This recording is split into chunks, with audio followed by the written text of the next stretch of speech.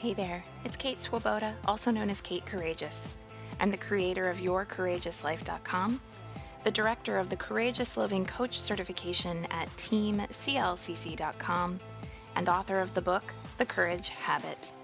In my continuing quest as a multi-potentialite, I also talk about teaching the teachers over at Facilitate with Impact. And now I'm the host of a new podcast, the Your Courageous Life podcast.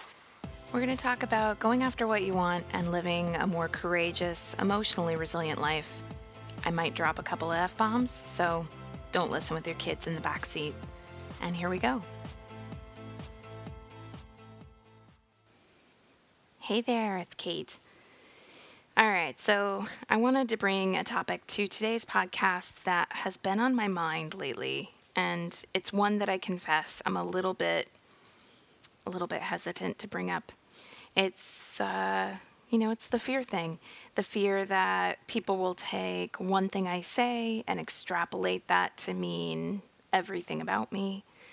It's the fear that my opinion will change and then there'll be like this podcast floating out there that I can't really, it would be kind of complicated to re-record. And it is the fear that I guess that I'll be seen as being too harsh, too angry, too mean if I say this. But here we go. Here's what I think. I think a lot of us could do well to be tougher. There we go. That might not seem so earth-shattering. You might already be thinking, that was what this was all about? Yeah, that's what this is all about. It's this thing that I kind of feel like... No, I don't kind of. I mostly feel like, pretty often feel like, we don't address in our society.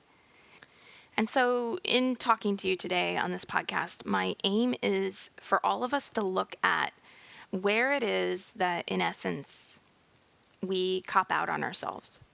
And also to talk about being tougher as something that's about resilience, not about something that's about beating yourself up to try to be tougher. I don't actually think that works.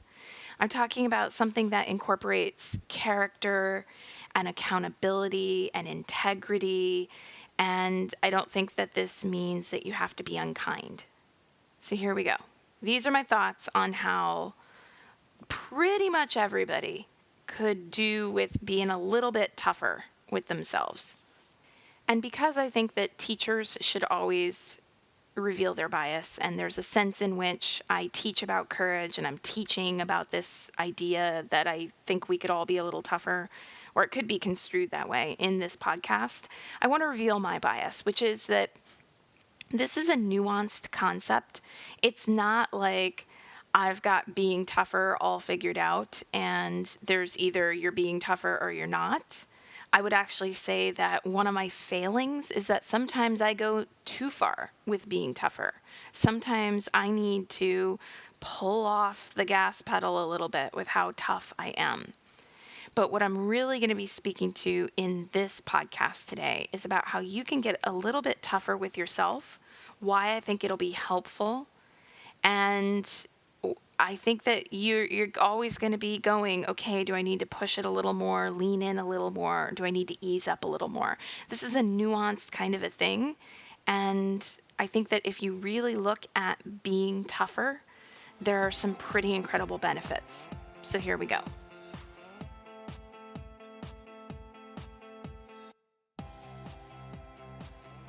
All right, first, what I don't mean when I'm talking about being tougher. I'm not talking about being emotionless. I'm not talking about being callous. I'm not talking about you don't feel feelings and you just can kind of get through anything without really going into feeling. When I'm talking about being tougher, I am not talking about being hard on yourself or being unkind to yourself. I am not talking about tough love where you tell yourself to just get over it and move on and I'm not talking about being a taskmaster who only ever gets stuff done. I am not talking about being unkind. I am not talking about rigidity. I'm talking about really I think, a kind of very wise warrior, getting down to brass tacks and just being really, really real with yourself on another level. And when I say being really, really real with yourself, what I mean is you don't shy away. Being tougher is you don't shy away from looking at the very real factors that are contributing to or detracting from your happiness or your unhappiness. You look at the very real factors that are impacting your wellness. You don't make excuses. And oh, it's so hard for me to say that from the place of what I really endeavor to be, which is coming from a place of just unconditional positive regard. That's Carl Rogers for you.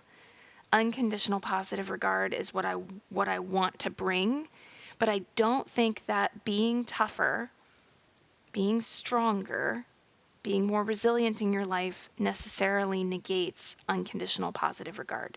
Everything is nuance.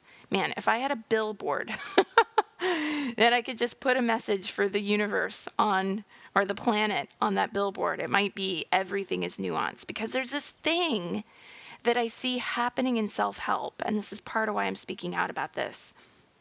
And I think, I've seen it in coaches, I've seen it in a couple different ways, where it's like, if it doesn't feel good, don't do it. And it's like, well, everything requires nuance, because I've met some people who have lived by that mantra, and they're not reliable people. Because as soon as something doesn't feel good, they're like, yeah, I just can't really, I just have to, take some space for myself. And it's not that I don't want someone who's struggling with something to not have space to take for themselves. We all sometimes disappoint others. We all sometimes don't follow through. I'm not talking about a binary, really. I'm not talking about there are people over here who are the tough ones who always follow through and are always accountable, and I'm one of those people and I'm just so above everybody else. And then there are the other people who flake out. I'm not talking about that. It is nuanced. I'm saying that there is a way in which I see people using hardship, anxiety, sadness, grief, challenges, or the times when inevitably in any process something isn't fun as the reason to stop moving in the direction of what they truly want. It's like the message of capitalist consumerism that if you just buy this thing, your life is forever after perfect, or the movies with the wrapped up nice, neat endings. It's as if those have collectively infiltrated our psyche to a degree where we really think that if something gets really hard, that's like a sign from the universe that it's not meant to be anymore. And again, this requires nuance, because I've definitely met people who, when the going gets tough, they keep going and going and going and lashing themselves with this horrible whip of perfectionism and keep trying and never give up. And it is all nuance. And one of the things that will make this idea that I'm proposing in this podcast episode about where you could look at your life and decide to be tougher, one of the things that will actually make this a useful idea for you will be for you to first do a little inventory. Are you always pushing, pushing, pushing, pushing, pushing? And are you always pushing, by the way, in the wrong places? That can happen too. Or are you somebody who, you back off really easily? You get the slightest whiff of criticism and you think, oh gosh, I'm upsetting them, I can't do that. Or at the first sign of a tech failure, as you're trying to set up your new website, you're like, I just couldn't do it. It was too stressful, or whatever the things are. I'm proposing all of this as your fellow human being riding this ride, doing this life thing. And I'm proposing that together, maybe we can make ourselves a little stronger and a little bit tougher, and then everybody wins. Now, if I had listened to this years ago, I would have probably said, I don't want to get tougher. I want to get softer because life feels really hard. And the last thing that I need is more tough. I need soft. And that is where I keep trying to speak into the nuance of all of this, where when I'm talking about getting tougher, I'm not talking about losing the softness. It's something that I try to teach, um, and it takes some time for this to really land and integrate for our trainees after decades of doing it differently. But it's something I try to teach in the coach training program that I run, the Courageous Living Coach Certification. We have this whole module that's all about why we choose the idea of confronting with kindness with clients over tough love. Tough love, as I teach it, is really a re-triggering of that internalized critic. It's beating up on yourself to try to get yourself to take a different action, and that doesn't work, not in the long term, not really, not in a way that's healthy.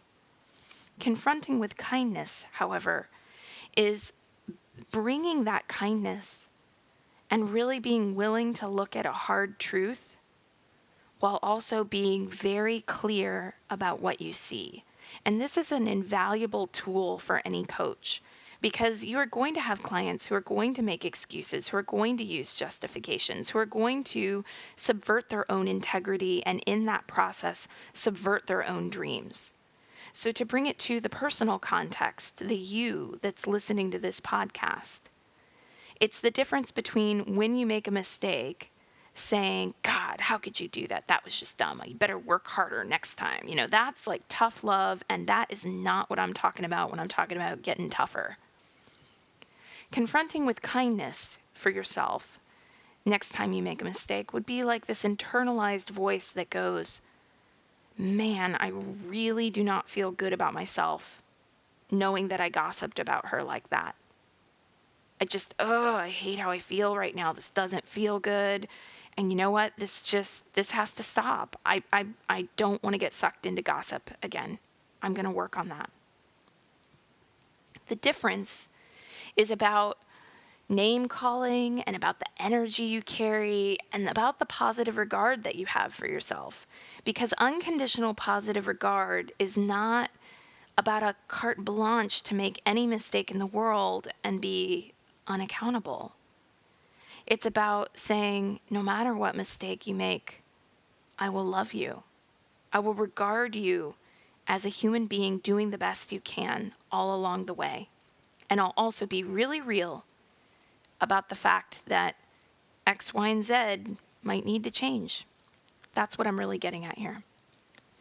So how does getting tougher, being tougher, look in someone's life? Well, first, I think the conversation has to start with integrity and accountability.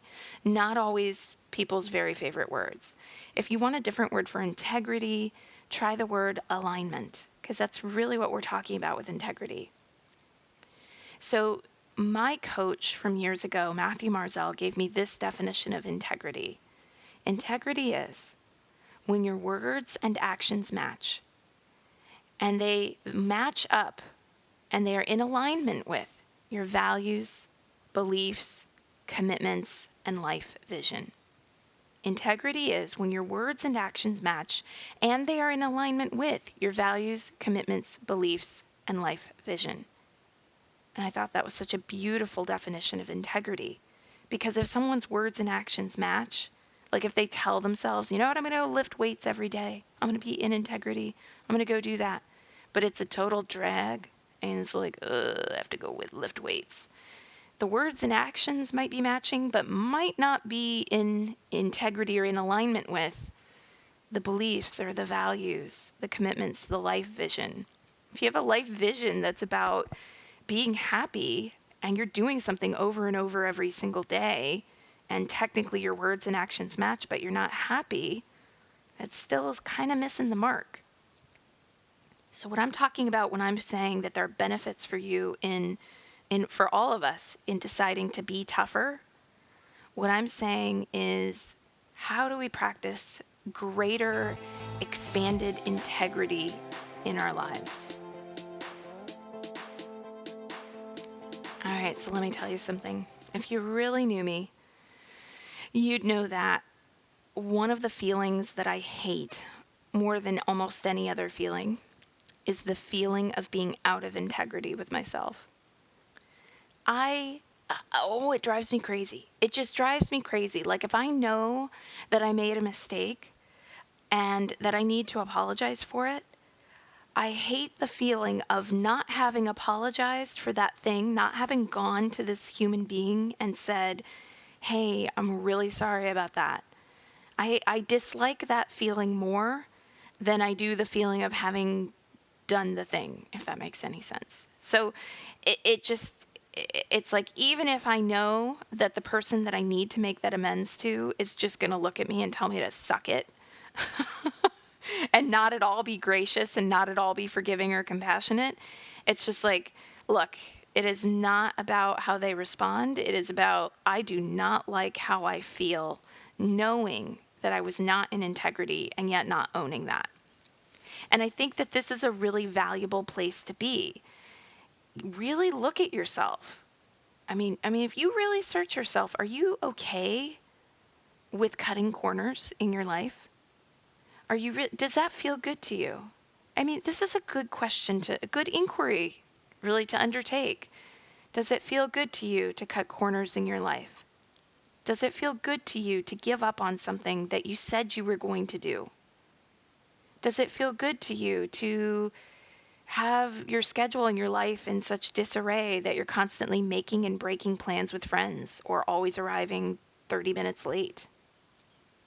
Does it feel good to you to know that yet another year is passing and maybe you had some big dream for yourself, but you haven't taken any action on it? Does it feel good to you to always make sure everybody else is happy and not really prioritize yourself? Does it feel good to you to be so stressed out that you're snapping at the people you love? Does it feel good to you to do things to your body that are not in its best interest? And I know, I mean, there's like a whole, food tribes thing happening, and like everybody's got their culture around food and the research debates with one another, but like the stats indicate that most people don't get the recommended daily servings of vegetables. And as far as I'm aware, nobody's arguing about whether or not vegetables are good for you. So does it feel good to look at what you eat and go, oh, that actually isn't nutritious? These might seem like really weird questions, but they are at the heart of why we do or don't move forward in our lives. Because whatever reason we have on the micro level for all those little decisions about how we talk to other people, or the goals we set or the goals we don't set, or the food we eat, the way we treat ourselves. I mean, we can go anywhere with this. We can go to sleep. Does it feel good to know that you need to have a certain amount of sleep and then stay up late surfing the internet and not get the sleep you need, or on your phone? I mean, there are all kinds of places, all kinds of categories of life we can go to. But really, it's about dialing down. Does it feel good to you to know that you want to do life in a certain way and then not be doing it in that way? If it doesn't feel good to you, keep listening. Let's talk about how to change that. All right. So the reason I'm bringing this up is because when we are not in integrity with ourselves, I think it makes us weaker. It makes our resolve weaker. It makes our trust and our confidence and our faith in ourselves weaker. I think that when we don't do what we say we're going to do over and over and over in lots of teensy tiny little ways, it's like 1,000 little pinpricks. It drains us. It makes us wonder whether or not we are up to the task when it really matters, when life really hands us a challenge. I think it makes us weaker on the whole to tell ourselves, well, I'll do it later. Well, I know I said I was going to do that, but, well, if she's not going to first, then I don't see why I should have to. Oh my God, I just don't feel like doing that right now. well, I'll do it later. I'll do it later. Yeah, I'll put it on the list. Like whatever the things are. And I hope you're, by the way, laughing and having a little compassion with yourself. I've done all these things too. Just because I'm saying, just because I'm rallying the cry for us to be tougher doesn't mean that I am somehow less fallible. I do these things too. It doesn't feel good to constantly subvert our own integrity by not following through, by making the tiny excuses and the tiny justifications. And again, everything's nuance. There are seasons in our lives where we are not going to follow through on everything that we do. But I'm talking about something more than a season. And I think I think we all tend to know the truth about ourselves. The deep, deep down core truth. It can just be really simple right now to go, deep, deep, deep down truth. Am I in integrity generally in my life? Everybody's out of integrity somewhere. No one's perfect. My coach, Matthew Marzell, when he gave me the definition of integrity about the words and the actions and the alignment and all that, he was also very open. He said, I'm not perfectly in integrity. Nobody's perfectly in integrity everywhere in their lives. I'm talking about taking a moment now to ask yourself if generally, most of the time, you have a consciousness about your own words and actions matching, a consciousness about what your values, beliefs, commitments, and life vision are, and if you are generally moving in that direction. Now, however you'd answer that, here's the thing. I get why we aren't in integrity when we aren't in integrity. We're afraid.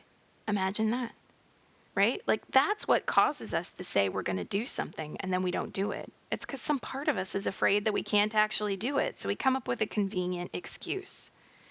And I have all the same fears that you do, okay?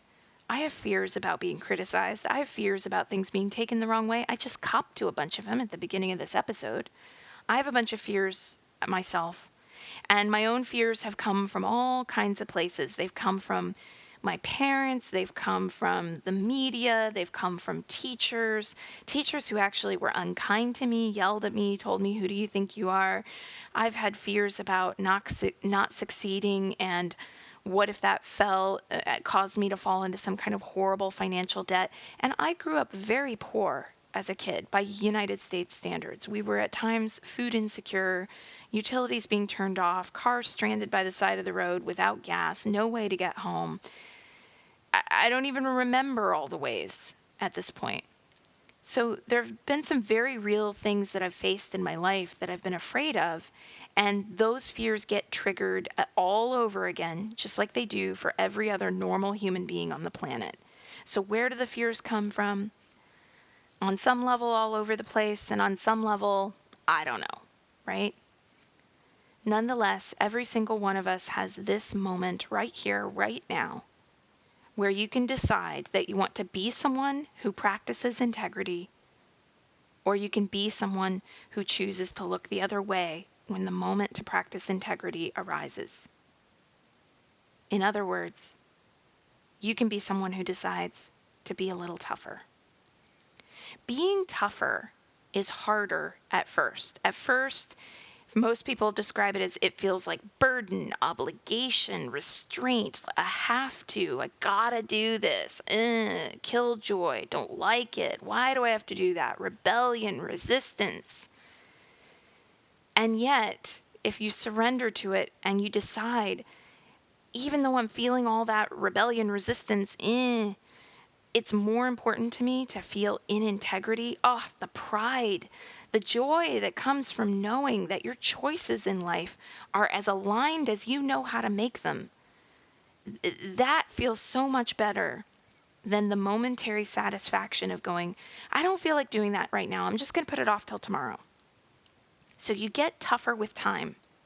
And if you keep giving up every moment that arises for you to practice that integrity and to be aligned in your life, if you keep making excuses, and if you don't have people in your life who are willing to tell you the hard truth with a lot of love, then the cost is not just that life stays as a basic status quo. It's not like, oh, life could get better if I was a little more in integrity, and it'll basically stay the same if I'm not. No, actually, life just gets a little bit more hard, a little bit more difficult, a little bit more challenging every single time you sell out on yourself. So how do you deal with the fear? Well, I will tell you, in my book, The Courage Habit, which is all research-based, a big idea that I had with that book was this idea that if you start practicing the habits that all the research indicates will make you more resilient, then courage becomes your new habit. So instead of a fear-based behavior or fear-based response controlling you because it's become habitual, you can adopt a new habit of practicing more courage. And I think all the tools that are in that book definitely help in the long term. But I wanted to speak to two things that I think I use, two tools that I use that are effective when we know we need to take action. We're tired of being out of integrity with ourselves. And it's like, look, we're going to cut the shit. It's time. I am no longer willing to sit here being out of integrity with myself. Here's the deal. So these are the two tools that I use most often when my fear is really just going, rah, rah, rah, rah, rah, telling me all the things that are going to be wrong. And I'm having trouble with my own desire to make excuses. And it's just like, okay, I got to just cut through the noise and I got to do something. And the two tools are, one, a pep talk, and two, butts in seats. All right, here they are. They're pretty funny. Okay, so the pep talk is really just saying to whatever the excuse is within you, nope, sorry, not happening. I'm doing what I said I was going to do. Nope, sorry, not happening. I'm doing what I said I was going to do. So I've done this before with myself with triathlon training. I'll get really resistant around going for a run. I'll have a lot on my to-do list and it's a training day to get my run in and I just won't feel like I have time. And inevitably, whenever I do that, because I hate the feeling of being out of integrity with myself more than just about any other feeling, round about the time it's getting dark, that's when I start to get irritated with myself because it's like, damn it, now I'm missing my window. Maybe I told myself I'd do it later, I couldn't do it today, but actually I really don't like the feeling of not following through when I said I was going to follow through. And the reason, again, that I don't like that feeling is because I know the truth about it's not just, oh, it's just one day. No, one day becomes two, and two becomes three, and three becomes seven. That's my observation about life. So I don't like going, it's just one day, I'll skip it today. No. That's about when I start getting irritated. It's like, you know what? I need to go do this run. And that's when it's like, all right, here's the thing. Here's what's happening here. We're going to do what we said we were going to do. Now, I don't know who this voice is, this we that I'm talking to in my head. My critic, something else. But this is what I mean by getting tougher. It's not that I beat up the critic in my head. It's not that I turn on myself and go, well, why didn't you do it earlier? Right? It's just like, okay, all right, here's what's happened. I didn't follow through on this thing I said I was going to follow through on, and now I'm going to.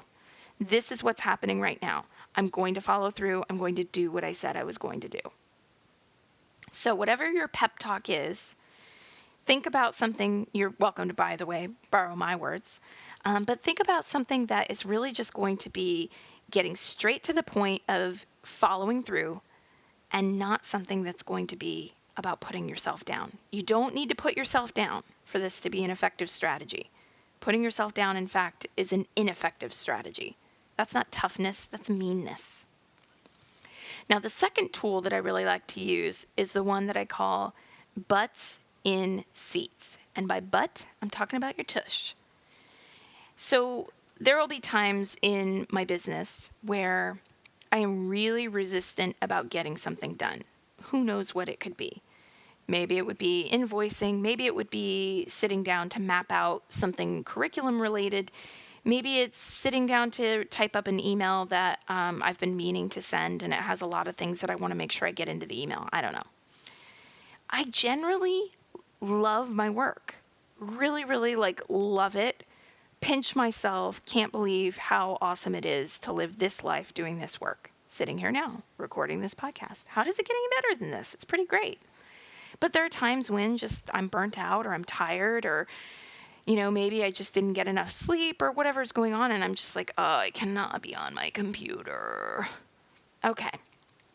I will give myself some space to have a little rejuvenation time. That's normal. That's healthy.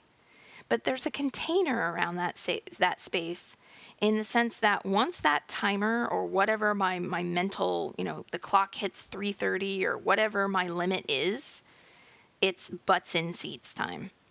Butts in seats. Butts in seats. Basically, it's get yo ass in that seat and get her done.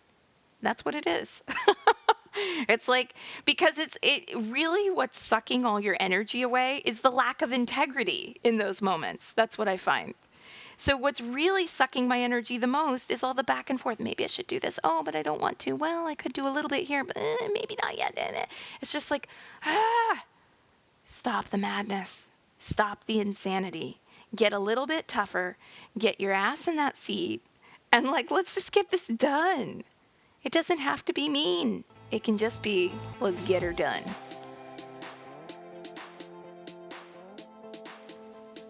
Now, where did I get to this point? How did it get to this point where I was this passionate about this topic? Well, I'll tell you how I got to this point. I was in coaching with my aforementioned coach, Matthew Marzell, who, by the way, always has expressed unconditional positive regard. And I would schlep my butt to coaching sessions, and I would complain, and I would talk about why my life wasn't working, and I would say, this and this doesn't feel good. And Matthew would offer excellent coaching, and he would give me practices to undertake between sessions. And I wouldn't do the practices. And one day, I realized that I had been in coaching with him for 2 years. And I had really only been haphazard about following through on these practices he was giving me. I was going into coaching. I mean, I'm laughing about it right now because we're human. This is what we do. This is what we do a lot of the time in our lives. And we got to laugh at ourselves a little bit. And we got to be gentle with ourselves. And we got to be compassionate with ourselves. But I was going into coaching for years. And I was receiving excellent coaching, and I would feel great when I left my sessions. I'd be like, awesome, okay, got it, my head's on straight, this is what I'm going to do. And then I wouldn't follow through. I wouldn't apply the great coaching to my actual life. So I got out a Moleskine notebook, and I journal in Moleskine notebooks. I love them. And in the back of this Moleskine notebook, I created a grid. And it was like a grid of a bunch of different columns. The first column was about 1 inch thick, vertical column. And then there were a bunch of vertical columns following that. And then going down that first column, I made a list of the tools, like taking time for gratitude or taking time for meditation. And I went down the list. And then the remaining columns were all check boxes. I would put the date, and I would go down the list, like, did I do this one? Yes, I did. Did I do this one? Yes, I did. Did I do this one? Yes, I did. Because my resistance, frankly, I think, to stepping into my power and really using these tools and really getting for fucking real about my life and being in integrity and living in the way I was always saying I wanted to live and dropping the complaining, it just had to go to the most simplistic route possible, which was a check mark. A check mark. Did I do the thing that I said I was going to do? No? No check mark. Because I needed the evidence right there before me. Did I do the things that I said I wanted to do? Was I actively working to change my life in the way that I said I wanted to change my life? And if I wasn't, how was I complicit in keeping all of the same problems right there? How was I complicit in keeping all of the same problems right there? And that was a come to Jesus, we are getting really real kind of moment. And it was a good moment. Especially because I had had a teacher, a mentor, who never posited himself as if he had all of his shit perpetually together. I think that was the doorway. Because I had certainly read a number of self-help books where somebody's easy two-part system with, 5 little subcategories was like neatly laid out for everybody to use, on and on. And I would think to myself, my perfectionist voice would go, well, if I could do it like them, then I'd have my life together. But Matthew was never saying to me, do it like me. He was simply presenting this idea to me that living a life where I was in integrity could be enormously beneficial. And he really got me excited about how powerful I could feel if I started doing that. I find that living with integrity to the best of my ability, because again, I'm not perfect and everybody's out of integrity somewhere, living in integrity to the best of my ability, instead of being this thing that's like, I have to do this, it is now a thing that's like, okay, I'm doing the best I can, and that's all anybody can do. And I'm really clear that when I say that, because I'm so conscious of integrity, that it's not a cop-out. That's where the nuance becomes clear. When you are regularly practicing living your life with integrity, you get a little tougher, but you do it without getting meaner towards yourself, towards anyone else. If anything, living with the kind of integrity that I'm talking about, if anything, it builds your compassion. All right, here's hoping this gave you something to think about. Integrity in your own life as a way to become tougher, yet more compassionate, all at the same time. Makes you stronger, makes you feel like a powerhouse, makes you feel like you can do just about damn near anything. It's a good feeling. All right, I'm Kate Swoboda. Learn more about me over at yourcourageouslife.com. I'm the author of The Courage Habit, which you can check out at booksellers everywhere, and I'd love to interact with you if you want to join the Courage Habit group on Facebook. You can also get a bunch of free Courage Habit resources and some other courageous goodies over at the Your Courageous Life library, which is at yourcourageouslife.com/begin.